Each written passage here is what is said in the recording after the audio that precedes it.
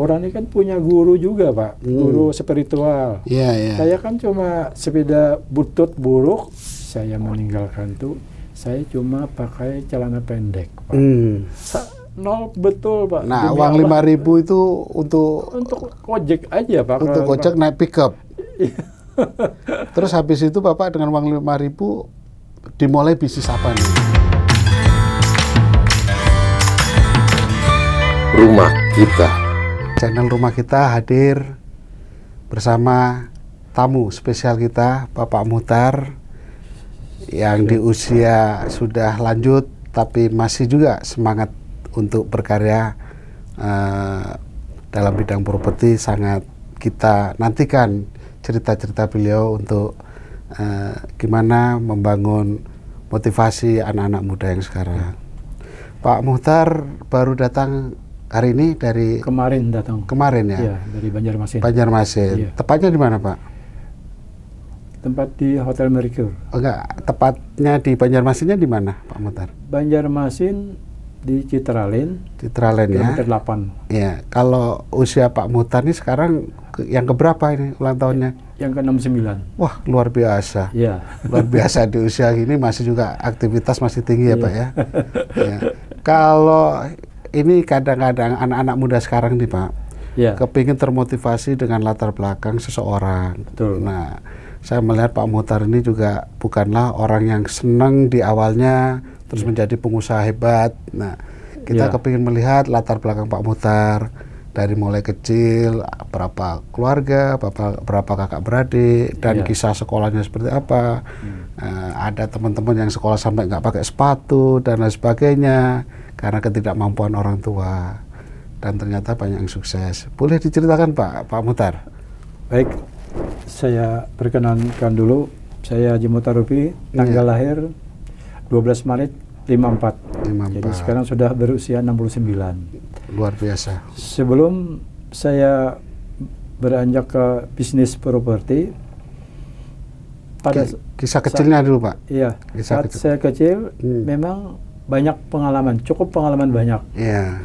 Pada saat usia 5 tahun, saya sudah berjualan keliling dari gula aren yang dimatangkan. Jadi cara penjualannya sebenarnya nyiru itu keliling kampung saya, Pak. Ditaruh kepala, Pak. Kalau taruh di kepala, keliling. Belum sekolah waktu itu kan. Iya, iya, iya. Nah, setelah itu setahun kemudian saya jual kue yang dibuat oleh ibu, ngantar ke warung-warung lagi. Iya. Ya, di situ kan. Dan saya sudah mulai sekolah kelas 1 kan. Sekolah dulu kan begini, Pak ya, untuk Iya, syarat begini, masuk kalau sekolah masuk ya. sini Iya, ya. belum kena telinga, Iya. belum masuk sekolah ya. Bukan bicara umur dulu ya. Iya, iya. Jadi tahun 67 sudah masuk itu Iya. kan. Masih berdagang lagi, Pak, setelah sekolah Masih. itu. Setelah itu pada saat sekolah saya tamat SD jualan 9 bahan pokok Sembako. sembako. Ya. Setelah Di berjalan rumah atau di keliling? pasar. Di pasar. Pasarnya Ikut nyewa. ibu atau Buka sendiri kan. buka sendiri? Iya, buka Di sendiri. usia tamat SD? Iya, di SMP lah. Oh gitu ya. Iya. SMP sudah jualan Sudah, sendiri. Sampai SMP sudah jualan. Ngatur sekolahnya gimana, Pak? Pagi buka dulu, setelah itu sekolah. Ya. Nanti ada ibu Oh, ibu jaga. meneruskan. Setelah pulang sekolah, saya jaga sampai sore. Bapak melanjutkan. Saya buka, sorenya nutup, Ya. gitu kan. Nah, setelah berjualan 9 bahan pokok, suatu saat saya diberi kepercayaan oleh PT Unilever sebagai distributor. Itu setelah tamat SMA. Enggak, pada saat sudah kelas 1 SMA. Kelas 1 SMA, kelas 2 SMA. Itu sudah dikasih kepercayaan oleh Oleh perusahaan Unilever. Unilever. Nah, itu kan perusahaan besar, Pak. Betul. Iya. Jadi saya pegang, tapi saya juga dibantu oleh kakak saya. Iya. Saya yang berperan di situ. Dan memegangnya untuk 1005. Sebagai apa nih, Pak? Sebagai Agen, distributor. Oh, distributor. Distributor. Iya. Jadi untuk bagi ke Jadi cabang-cabang. Bapak ini dari kecil tuh sudah ditempa oleh Iya. ilmu dagang ya. Betul, ya. Ilmu dagang. Iya, iya, iya. Jadi sambil sekolah di situ, habis sekolah saya ditawari oleh Kapolres untuk masuk ke sana. Karena pada Ditawarin apa nih Pak? kerja sebagai pegawai, bukan polisi, anunya nih, sipilnya polisi. Ya, karena dia ngambil olahraga. Kebetulan saya sebagai ketua klub olahraga Garuda namanya. Makanya saya lihat tinggi banget Bapak ini. Iya. Tinggi, ada 170-an nggak ya Pak? Iya. Ya? Ya. Jadi waktu klub Garuda oleh komandannya, gimana kamu saya masukkan ke polisi aja, urusannya saya nanti. Siapa? Saya Pak, maaf aja, belum ada jiwanya untuk jadi polisi kan. Iya. Kalau siapa saya urus, kamu bisa kembali ke Amuntai. Tapi kalau ke Akpol nggak mungkin bisa ke sini, bisa ke daerah. Jadi dari Bapak itu apa? Karena olahraga, zaman dulu ditawarin pekerjaan gitu. Karena zaman dulu itu kan orang prestasi yang dicari Pak. Betul Pak. Bidang olahraga dicari gitu ya. Dan dulu gampang banget masuk PNS kalau dari keahlian olahraga. 2 tahun berjalan, orang tua itu pada itu pensiunan Departemen Penerangan, kayak ada jatah langsung SK keluar. Ya dulu kan begitu Pak. Begitu. Jadi, tapi Departemen Agama ada peluang, saya masuk karena untuk bagian keuangan. Iya. Saya situ melalui tes. Bapak ini sudah tamat SMA ya? Sudah tamat. Ya. Sudah tamat SMA, masuk tes di Departemen Agama, kerja di sana. Tapi pada saat itu juga saya mulai merambah ke industri lampet rotan sebagai pengrajin. Lampet itu kan tikar. Iya, tikar. Tikar dari rotan dari itu kan. Rotan, yang terkenal di Kalimantan Selatan. Betul, ya Pak. Iya. Iya. Nah, jadi di situ saya sebagai pengrajin, waktu itu oleh pengrajin seluruh Indonesia saya dipanggil undangan dari Presiden Soeharto. Kebetulan pada waktu itu Menteri Perindustrian Bob Hasan, tempatnya di Surabaya. Temu bicara untuk pengrajin-pengrajin. Nah, jadi berkembangnya usaha saya di Lampet Rotan sebagai pengumpul, lalu saya berminat ingin ekspor ke Jepang.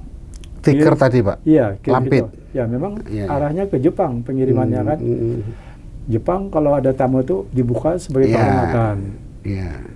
Kalau ada tamu dibuka, datang, dibuka. Dulu kan Jepang jarang duduk di kursi kan Pak ya? Di lantai lebih banyak. Nah, pada saat berjalan 8 tahun, ada regulasi baru dari pemerintah, di stop mengirim bahan baku.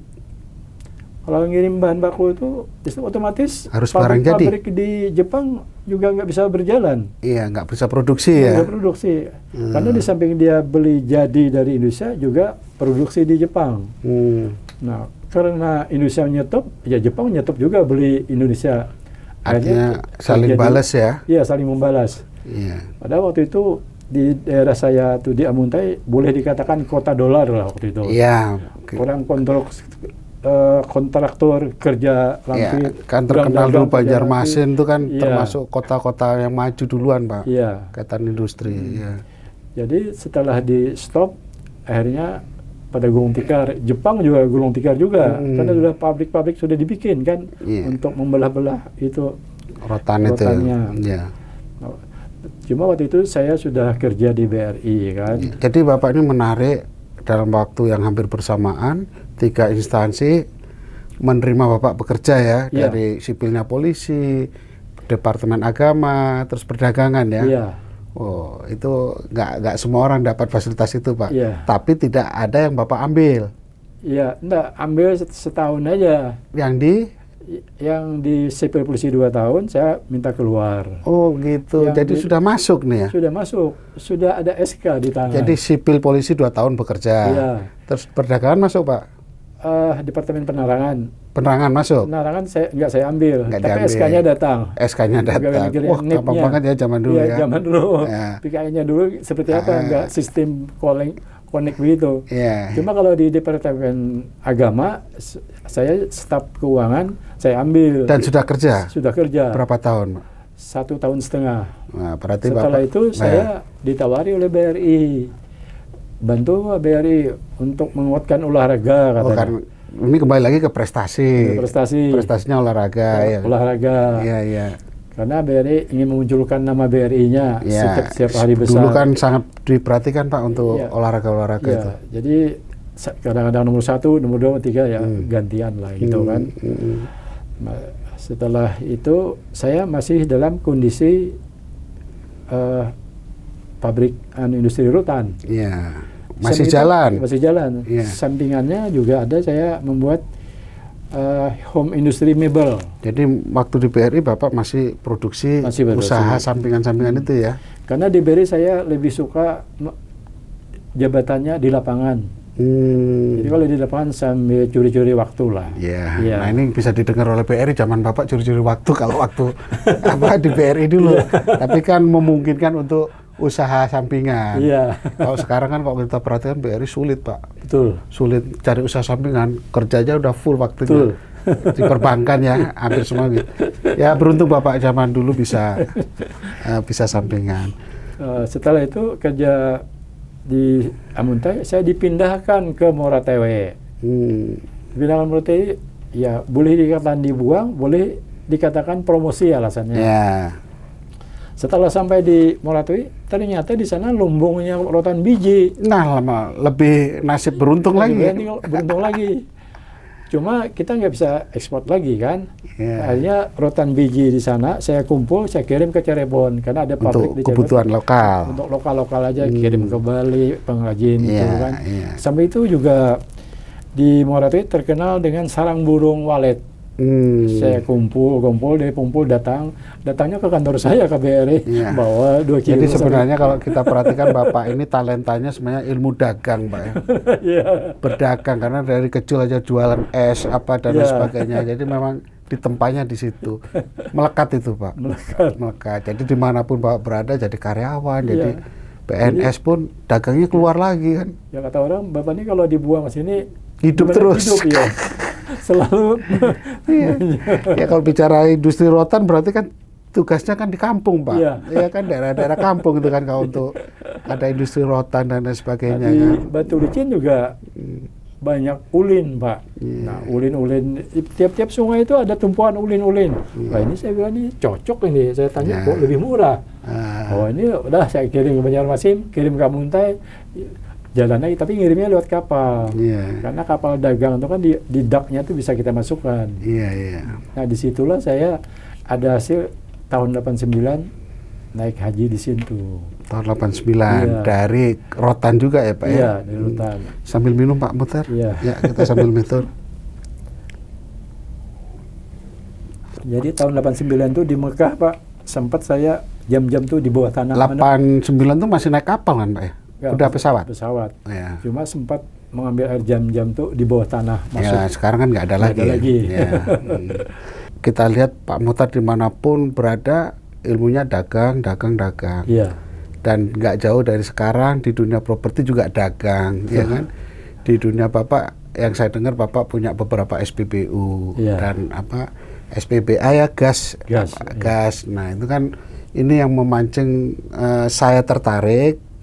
Kenapa ini seusia Bapak hampir 70 tahun ya kurang sedikit itu masih semangatnya tinggi. Nah, ada juga orang yang bilang kalau kita usia tua semakin kreativitas semakin sehat. Nah, menurut Pak Mutar itu gimana itu? Nah, kalau saya menyelesaikan sampai pensiun, 10 tahun lagi saya pensiun. Lama-lama akhirnya datang juga surat pensiun kan. Nah, jadi pada situ dipindah di Martapura, disitulah mulai karir properti. Dari Moratewe pindah ke Martapura tahun 92. Di situ saya merambah properti. Saya lihat rame properti ini ya, tergiur lagi kan. Ya pokoknya di otak tuh baca peluang kan gitu. Baca peluang pokoknya dagang kan gitu. Jadi pertama saya beli 2 hektar itu pun hutang semua Pak. Bisa nggak kamu? Nah ini tertarik Pak. Mutang. Ini jawaban dari yang Bapak sampaikan. Banyak teman-teman itu berpikir jadi developer itu harus modal besar. Betul Pak. Ternyata banyak juga developer yang modalnya polanya dengkul. Modal dengkul dulu Pak ya. Tapi sekarang tuh ada pola-pola kerjasama. Betul. Nah itu yang sekarang banyak dilakukan oleh teman-teman. Jadi kita menginspirasi teman-teman yang lain, bahasanya untuk jadi pengembang itu juga tidak harus bermodalkan besar. Bagaimana kita membangun trust kepada pemilik tanah, ya kan? Nah, perbankan juga seperti itu. Nah, itu yang kita harus jelaskan ke anak-anak muda sekarang, Pak. Cuma karena Pak, untuk tanah itu kan mungkin masyarakat melihat juga orangnya seperti apa, bisa percaya ya, nggak? itu kepercayaannya itu. Iya, kepercayaannya itu. Bapak setelah pensiun itu berpikiran tadinya mau kemana sih, Pak? Ya kan, apakah nganggur dulu, apakah langsung ketemu usaha, atau ada teman saya dulu setelah pensiun dia malah drop, ya kan? Banyak sekali. Ada juga yang setelah pensiun dia hanya jalan kaki kemana-mana, akhirnya menemukan inspirasi jadi pengusaha. Nah, kalau Bapak gimana ini? Di dunia teori, analisa hebat dia. Setelah terjun ke lapangan, ambles dia. Termasuk Bapak? Enggak, saya bukan teori, saya tanpa modal kan. Kalau teman kan ada modal. Oh, maksudnya ini cerita teman-teman nih. Kisah teman-teman. Punya modal pun bisa modal. Juga berusaha, usaha kayu, gagal. Hampir 90% gagal, Pak. Yang pesangon ambil duit semua itu. Ya, karena gini Pak, beda gini. Misalnya kita di dunia apa, menganggapnya gampang banget di bisnis ini. Iya. Setelah terjun beda, Pak. Beda, Pak. Nah, mental katakanlah orang perbankan itu biasa melayani. Iya. Tapi kalau sudah jadi swasta, beda, itu bukan hanya melayanin aja. Ilmu apapun harus punya itu, Pak, kan? Ya kan? Karena di masyarakat banyak ilmu yang tumbuh yang berbeda-beda, termasuk masalah sosial kan, Pak. Kan? Nah, terus Bapak itu kalau pensiun terus langsung bisnis atau ini dulu istirahat dulu? Enggak sempat istirahat, Pak. Nyambung usahanya jalan terus, Pak. Nah, dari usahanya itu pernah nggak Bapak mengalami kegagalan-kegagalan? Kalau gagal yang sebelumnya kan sering kan, developer, distributor gagal. Untuk pengrajin rotan gagal karena era pemerintahan kan, kebijakan. Untuk usaha yang lain kecil-kecilan juga tuh gagal, tapi itu cari pengalaman. Tapi gagalnya ini Bapak tidak berhenti ya? Iya, tidak berhenti. Berarti kalau saya selalu menghubungkan sama anak-anak sekarang, Pak. Betul. Selalu saya bilang kegagalan itu adalah kesuksesan yang tertunda. Betul. Jadi kalau anak sekarang tuh modelnya gagal udah putus asa. Iya. Nah, ini yang menarik supaya Bapak nanti sampaikan ini untuk anak-anak muda itu, yuk bangkit, yuk semangat.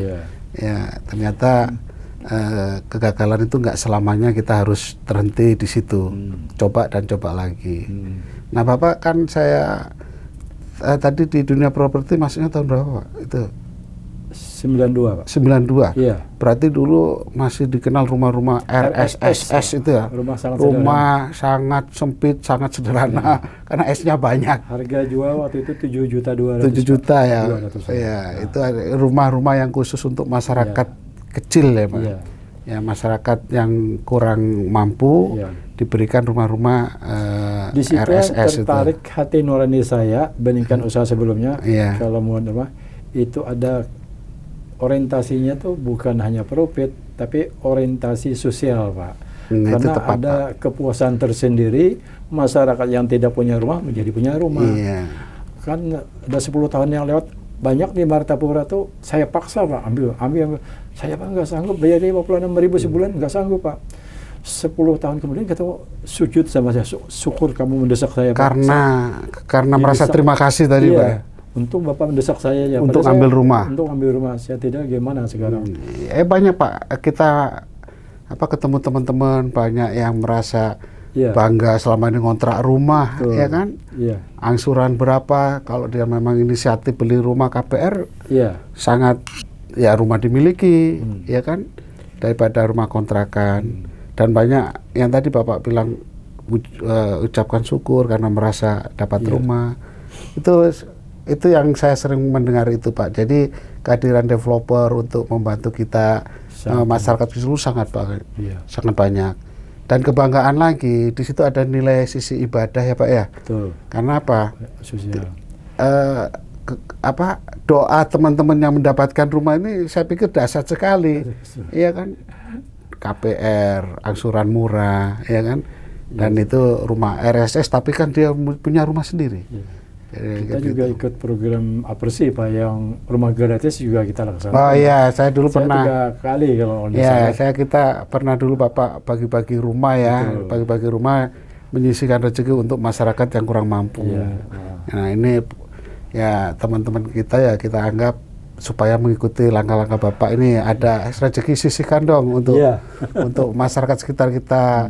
Itu ada beberapa yang kemarin katanya apa tukang azan masjid ya kan, guru ngaji itu dikasih rumah-rumah oleh teman-teman Pak. Nah ini yang kita anggap amal ibadah teman-teman, selain ada bisnis juga beramal. Iya, gitu. sangat Pak. Kalau Bapak kalau perumahan yang ada sekarang itu Iya. terakhir membangun berapa unit terakhir nih di lokasi yang terakhir ini sekarang? Kalau lokasinya ada 8 Pak. 8 lokasi. Iya. Itu sekarang Kalau khusus dari dulu sampai sekarang saya hitung 21 lokasi Pak. Kalau 21. dihitung jumlah lokasinya dari mulai Bapak dari mulai itu dari 92 properti 92 sampai ini ada Iya. 21 lokasi Pak. oh luar biasa Bapak. Iya. Itu semuanya di Kalimantan Selatan. Iya. Iya. Itu di Marabahan, Martapura, Batu Licin, Sungai Danau, Angsana. 5 lokasi. Sama Banjarmasin. Dan ini juga menarik Pak, saya mendengar dari teman-teman Bapak, anak-anak muda yang jadi pengembang, itu kehadiran Bapak dengan anak-anak muda itu sangat diuntungkan benar. Iya. Jadi anak-anak muda itu merasa terbantu oleh Bapak. Sangat. Yang saya dengar itu Bapak itu land bank, punya tanah banyak, Iya. jadi kerjasamakan dengan teman-teman yang masih muda-muda. Ini Iya. prestasi Pak. Ya nggak segampang itu orang percaya untuk menggarap tanahnya. Tapi ini Bapak lakukan di Kalimantan Selatan gitu. Kalau ini kan Kalimantan Selatan itu kan saya lihat tuh membangun paling sulit Pak Iya. dibanding daerah lain. Karena daerah-daerah rawa kan Betul. itu kan rawa dan satu-satunya daerah yang membangun memakai tongkat ya Pak ya, tongkat kayu. Iya. Istilah di sana Pak, kayu ulin ya. Paulin. Nah, bisa Bapak cerita kalau di sana tuh kan banjir, rawa, rumah juga ambles gitu. Selama ini kita lihat ada rumah yang 20 tahun nggak ada amblas. Itu tergantung pengelolanya Pak. Kan harus curucuk galam dulu, Iya, pasang sunduk, penyunduknya. iya. Di situ kuncinya yang utama dulu. Karena kalau itu patah sunduknya tuh jebol, Supu air itu miring. atau ya kuda-kuda itu Kudanya kayaknya. di bawah itu. Iya. Iya. Di kayu Dan ulin. dalamnya itu juga betul-betul menyentuh ke tanah Iya. keras gitu kan. Iya, memang saya lihat hanya daerah Banjarmasin yang Tuh. tipikalnya memang beda kaitan pembangunan perumahan. Iya. Nah, itu kalau saya lihat kan kerjanya juga berat tuh Pak. Hmm. Untuk masang kayu tongkatnya, pastilah ini kosnya sangat tinggi. Masih menarik bangun rumah-rumah subsidi itu Pak, rumah-rumah untuk masyarakat kecil itu, karena Di sana- kosnya kan sekarang tinggi Pak. Iya. Hmm. Tapi kalau dengan kondisi sekarang itu lebih tinggi yang tanah tinggi daripada yang rawa Pak. Operasionalnya, kosnya ya. Kos biayanya. Karena di sana kan kalau tongkat apa segala kita nggak memerlukan denerasi Pak. Denerasi kan airnya ya langsung ke bawah. Iya. Kalau tanah tinggi kan alir sungai kemana mengalir. Kalau ke komplek orang, komplain orang kan Pak. Iya betul. Itu yang jadi masalah. Ini larinya kemana? Kalau ke sungai enggak masalah. Kalau rawa Jadi, udah jelas ya Pak ya Iya, memang. kalau rawa itu enggak, karena ada perdanya Pak. Tidak boleh diuruk, cuma halamannya aja. Berapa persen tuh Pak? Enggak, anunya halaman Yang nggak boleh rumahnya. diuruk. Oh, yang boleh diuruk tuh hanya Depan. depan rumah. Depan rumah. Di Kalau tongkat tuh sungai. rumah air ke bawah itu semuanya harus rumah. rawa, Iya. tetap dijaga, Iya. dilestarikan gitu Pak. dilestari. Oh begitu, Jadi, perdanya banjir khusus ya. bagaimanapun air datang tidak ada masalah kan? Iya iya iya. Nah Bapak ini ada rasa kaget nggak waktu Bapak jadi karyawan di BRI terakhir ya, Iya. tiba-tiba jadi pengusaha, itu kan duitnya nggak main-main Pak. Kekagetan itu pasti ada kan Pak. Gimana merasakan itu dulu? Ya kan? Ya gimana ya? Semacam ada kepuasan tersendiri juga lah. Jadi teman-teman BRI kan pernah ke lokasi saya kan rombongan lihat rumah begini, wah ini berapa bakul uangnya nih Pak Mutar ya? Iya. Pincanya saya bawa juga kan. Teman-teman lama ya Pak ya? Yang saya masih aktif. Oh iya. Jalan-jalan mau lihat lokasi kita kan. Dan sekarang maaf Pak, saya dari keluarga itu kan dengan yang lama kan karena habis jodoh, saya meninggalkan tuh saya cuma pakai celana pendek Pak. Semua aset apa saya serahkan ke istri yang lama. Mobil, tanah dan ini yang tertarik Bapak. Ini saya artinya ini kegagalan pakai celana pendek. Cuma uang 5.000. Membangun bisnis kembali dengan uang 5.000. Iya, dengan ini istri saya ini. Iya. Akhirnya kami pikir mau kemana itu? Udah kita coba-coba ke Batu Licin lah, lihat-lihat gimana. Nah, Dunasip. Iya, Dunasip. Tolak aja pakai pickup Pak. Kemana nih Pak? Ke Sungai Danau. Bawa pickup, bawa ini. Bantal sama tilam digulung. Ini masa sedih juga ini kalau sangat sedih loh. Ya kan dengan uang 5.000 celana pendek jadi akhirnya jadi pengusaha ini kan sedihnya ini yang kita perlu gali nih Pak kan. Nol betul Pak. Nah uang 5.000 itu untuk ojek aja Pak. Untuk ojek naik pickup. Terus habis itu Bapak dengan uang 5.000 dimulai bisnis apa nih? Jadi properti Pak. Utang, ya utang. Kepercayaan tadi? Iya. Oleh pemilik tanah? Ya, sekarang tanah mau nggak saya utang? Katanya saya minta tulakan haji umrah kah apa itu. Akhirnya tanah-tanah yang ada itu kan saya kapling Pak. Iya. Diserahkannya penuh Pak. Saya dipercayakan ya? Iya. Saya jual sebagian tanahnya. Uangnya saya bayar kepada yang punya tanah untuk naik haji. Nah, itu betul-betul developer tanpa modal tuh iya, Pak. Tanpa modal. Sisanya perjanjiannya kalau laku rumah baru bayar. Wah, zaman segitu Bapak sudah berpikir di situ ya? Iya, kalau rumah laku baru bayar. Orangnya juga mau kan? Iya. Karena itu ada 3 pengusaha yang mau beli tanah. Orang ini kan punya guru juga Pak, guru spiritual. Iya. Saya kan cuma sepeda butut buruk, kayak koko sama ibu. Jual kaplingan? Enggak, ke rumah yang punya tanah. Gitu. Pertama saya ditolak. Yang kedua dikunci kamar. Orang yang punya tanah ada spiritual ke Habib. Pak Habib, saya ini ada 3 orang pembeli. Ada yang pakai mobil sedan, yang berdasi, ada mobil mewah, ada yang sepeda motor, yang baju koko, Kata Habib, kalau uang kamu aman, jual yang sepeda motor itu aja. Nah, untungnya masih percaya yang spiritual itu, Pak ya. Bapak diuntungkan juga ya. Diuntungkan juga. Jadi membawa wajah sedih juga. Sedih juga. Jadi Bapak kapling-kapling disitulah untuk membayarnya. Jadi tanah kapling ada di samping itu kontraktor. Kamu mau nggak bikin rokok di depannya? Mau ya. Udah kita tukar material aja. Kamu kan punya truk, kirimin saya pasir, batu. Nah, barter aja Pak. Nah, disitulah Pak letak kreativitas pengembang, ya kan.